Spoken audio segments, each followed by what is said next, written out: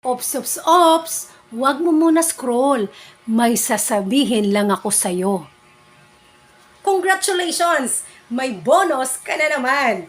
Pero tanong ko lang, saan mo ito ilalagay? Saan mo ito gagamitin? Alam mo ba kung papaano ito gamitin ng tama?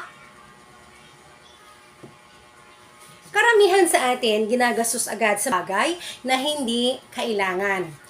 Tapos, hindi mo namamalayan, itatanong mo na lang sa sarili mo kung saan nga ba napunta ang bonus mo. Pero alam mo ba na pwede itong gawing pagkakataon para mas magandang kinabukasan? Imagine mo, pwede mong gamitin ang bonus mo para makatipid at mag-invest. Pwede kang mag-save para sa emergency fund mo. Alam mo ba, ito ang magiging sandigan mo sa mga unexpected na gastos. Para kahit anuman ang dumating sa buhay natin, meron tayong paghuhugutan.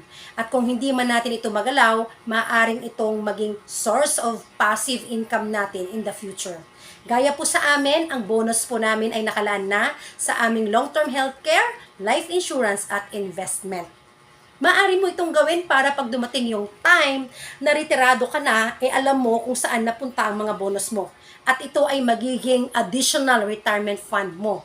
Sa habang tumatagal, mas lumalaki ang pera mo.